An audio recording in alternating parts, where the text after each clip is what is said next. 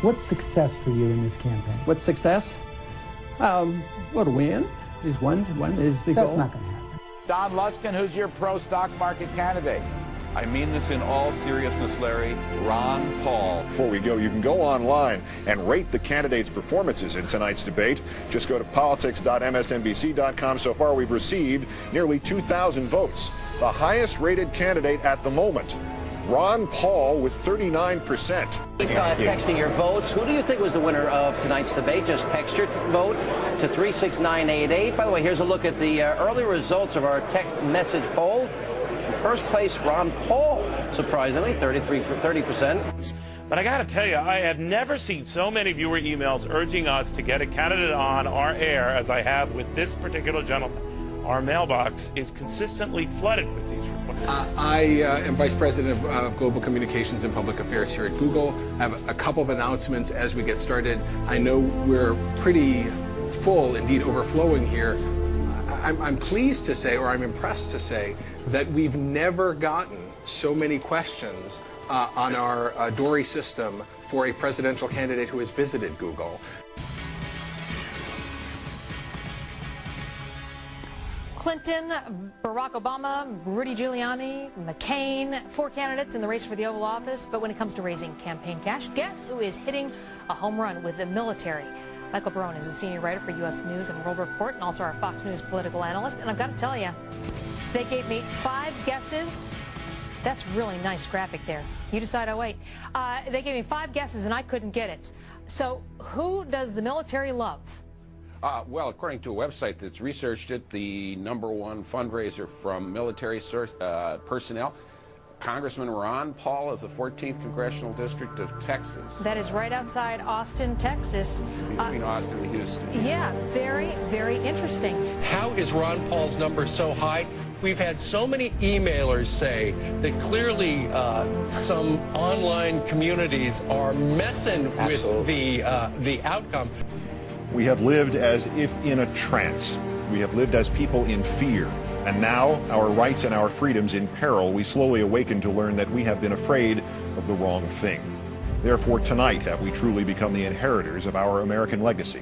For on this first full day that the Military Commissions Act is in force, we now face what our ancestors faced at other times of exaggerated crisis and melodramatic fear-mongering, a government more dangerous to our liberty than is the enemy it claims to protect us from. Listen to this. Over the weekend, before leaving town for a month-long vacation, the democratically controlled Congress handed President Bush exactly what he wanted, more than he asked for even. Legislation that broadly expands the administration's power to eavesdrop without warrants on Americans' international phone calls and emails. It was a speech Mrs. Clinton gave in Iowa last week in which she told the crowd that she would keep American troops in Iraq because, quote, we cannot lose sight of our very real strategic national interests in this region. And yet at the same time, her campaign put out a press release boasting that, quote, Hillary Clinton announced her plan to end the war in Iraq and urged President Bush to act immediately. They can't both be true. If we have actionable intelligence about high-value terrorist targets and President Musharraf will not act, we will. We need a hybrid army. We need to look at nation building as part of what we have to teach our military. In 2 nights, you're going to have the Republican candidates here. They all support the war. They all support the president. They all supported the escalation. Thank you, Mr. Speaker. I rise to urge the Congress to think twice before thrusting this nation into a war without merit. Our politics is now about the answer to one briefly worded question. Mr. Bush has failed, Mr. Warner has failed, Mr. Reid has failed. So, who among us will stop this war? Hi, I'm Jill Hepker from Grinnell, Iowa. My question is, if you were president, what would be your strategy for ending the war in Iraq? Congressman Paul, what would it be? Just come home. We just marched in. We can just come home.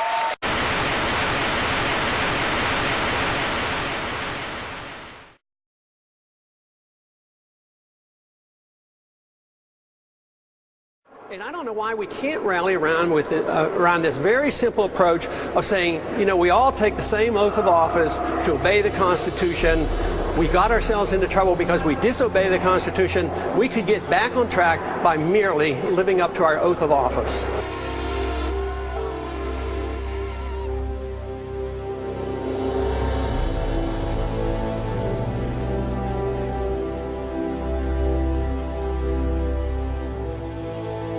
have allowed too much power to gravitate to the executive branch, and the Congress won't live up to their responsibility.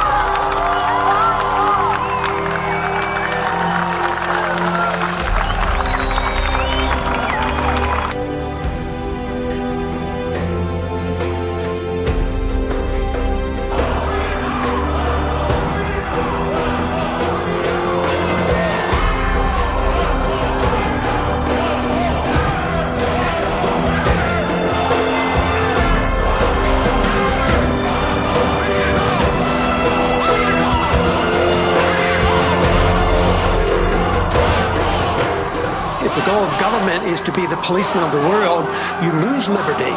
And if the goal is to promote liberty, you can unify all segments. The freedom message brings us together. It doesn't divide us. I believe that when we overdo our military aggressiveness, what it does, it actually weakens our natural defense. I mean, we stood up to the Soviets. They had 40,000 nuclear weapons. Now we're fretting day in and day night about third world countries that have no army, navy, or air force, and we're getting ready to go to war. We can achieve much more in peace than we could ever achieve in these needless, unconstitutional, undeclared wars.